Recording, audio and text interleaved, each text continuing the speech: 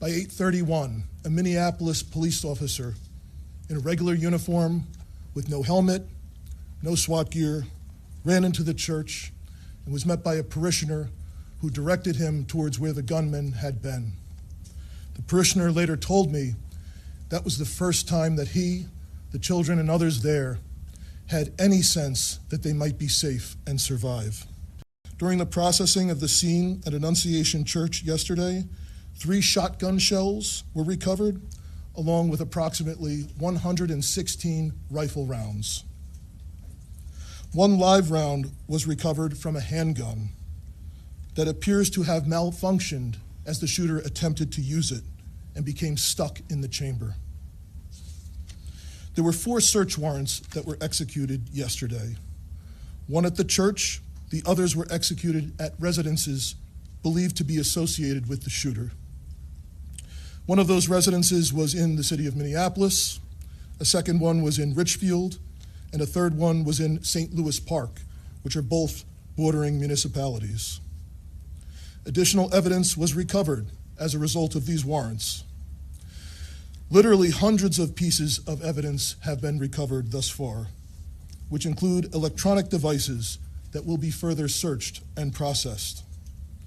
It now becomes our job collectively with all of law enforcement to process that evidence. And so this investigation will continue, and we will follow all of the evidence to its logical conclusion. We are investigating the motive, why and how this happened. The shooter left behind hundreds of pages of writings that describe the shooter's plan, writings that describe the shooter's mental state, and more than anything, writings that describe the shooter's hate. The shooter expressed hate towards almost every group imaginable.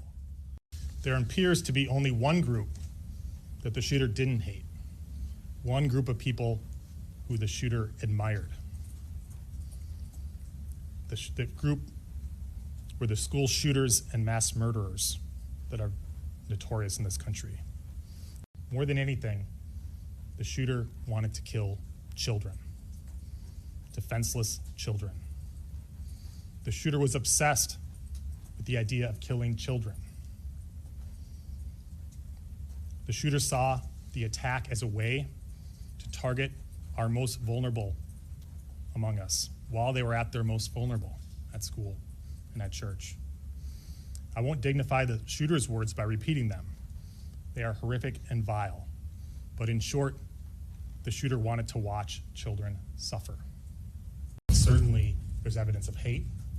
As I mentioned, the shooter expressed hate towards many groups, including the Jewish community and including President Trump. Yeah, we did a check of all of our holdings, the FBI holdings, and he was not in our holdings prior to this incident, so we didn't have anything on him at that time. Annunciation Church had a practice that once Mass began, they locked the doors of the church. This incident occurred shortly after the Mass was beginning. So there's no question that the fact that the doors were locked likely saved additional lives. What's particularly heinous and cowardly about this is these children were slaughtered by a shooter who could not see them.